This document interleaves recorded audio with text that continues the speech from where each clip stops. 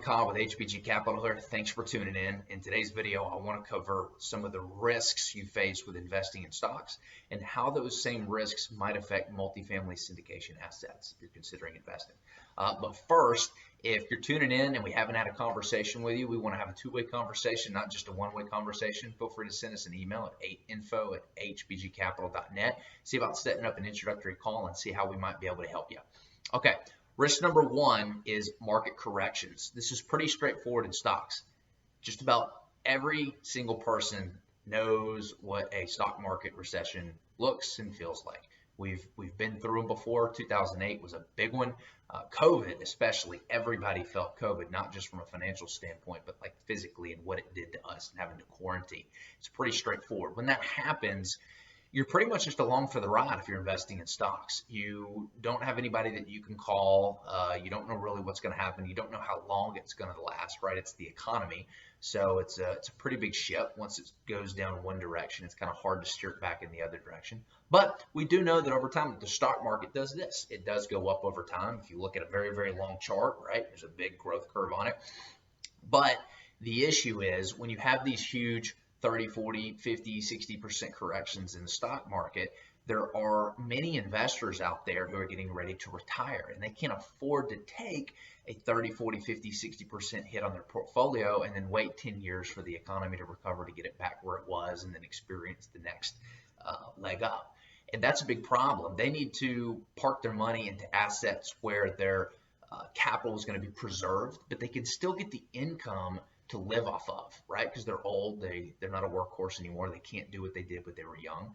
And that's why a lot of these multifamily investments make a great investment for people like that, because typically during these recessions, these Class B and Class C especially, they actually thrive during recessions. And that's because a lot of people are getting hit in their pocketbook, right? When recessions happen, people lose jobs, their salaries get cut. And what do? They look to cut costs. How do they do that? Well, one of the biggest ones is their housing arrangements. And so a lot of people will move from these nicer, apartment complexes to these Class B, Class C, blue collar workforce housing. And as a result, those assets, vacancy goes down and their occupancy will go up, and they'll actually perform better during recessions. And that's exactly why we like to invest in those assets. The second risk is competition. So with stocks, you have a never-ending merry-go-round of companies just kicking each other to the curb. These giant companies will build a successful business. They'll be around forever. You think they're unstoppable and inevitable, and then some new technology will come and just, boom, wipe them off the planet. Blockbuster was a great example of this. Like, who didn't use Blockbuster in their house? Like, who hasn't gone and rented a movie? Netflix came, just wiped them out. Not only did it wipe out Blockbuster, but it wiped out all their investors as well. Amazon's coming in and just eating Walmart alive, right? Everything's moving to an online platform for ordering supplies, materials, and household consumer items. Amazon's putting a ton of businesses out of business.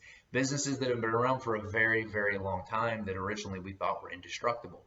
So if you're an investor and you'd invested in those stocks, even if it had done well over a long time, you could have done well for 20, 30 years. But if you get wiped out 30 years later, then it all is for nothing. And that's a really, really big risk. How does that translate over to large multifamily syndication investments? So typically, the competition is the competition, right? If you're going to invest in some kind of multifamily asset, you can actually look and see who your competition is. It's pretty easy, right? Just a quick Google, and within 5 minutes, you can pull up all the other apartment complexes that are in the area, what they're renting for, what they look like, the amenities. You can compare rents, and you can see, okay, how does this asset compare to that one? And there's not a whole lot of risk for new competition because land is getting more and more scarce.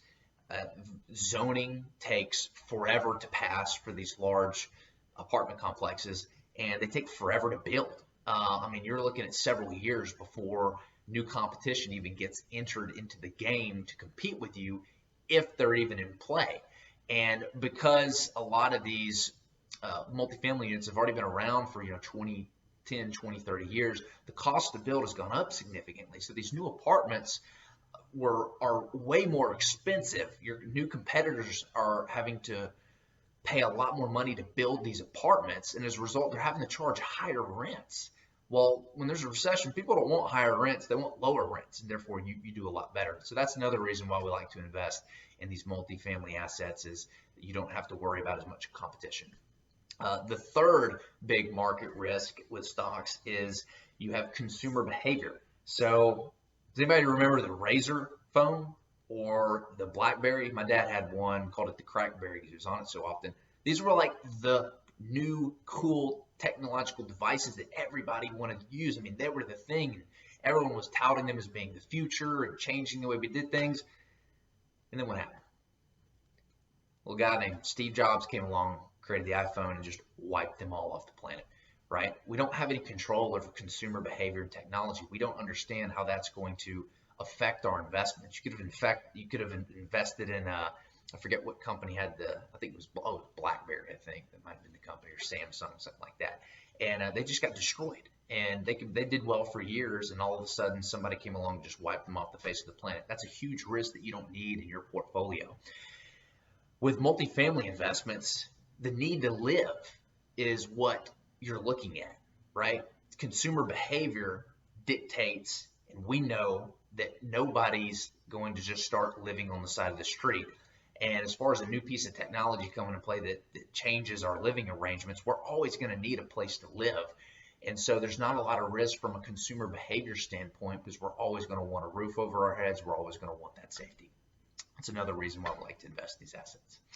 The fourth final risk is lack of transparency. So when you invest in a stock, you don't have access to the CEO. You don't have access to anybody at that company, honestly. All you really can do is pull up the financials from maybe Morningstar.com and see how they've done historically. And that's, hoping that the accounting was done correctly and they didn't dress anything up or commit any kind of fraud that you hear about almost every day in the news now. So you don't have somebody that can give you feedback, or if something bad's happening in the company, you can't call somebody and say, hey, what's going on? Is everything going to be okay? You kind of just got to take it for face value, or whatever the news says, if it's even on the news, and just pray and hope that investment turns around, which is not a very good long-term plan.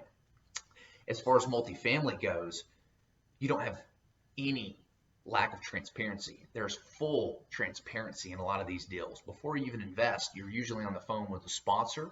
That sponsor is introducing you to the operator, giving a background on the operator, a background on the sponsor. You can look up their performance. You can look up how they've done, and you can ask them questions. There's a pro forma laid out. There's a game plan, like, hey, here's the entry game plan. Here is what we're going to do to execute the business plan, and then here's the exit strategy that we're going to execute on. And there's financials and numbers and reasons to back up everything throughout the whole strategy. So when things do go south, or if there is an issue, you can hop on the phone with someone. You got direct contact with the sponsor, who should be answering your questions within 24 hours, picking up the phone.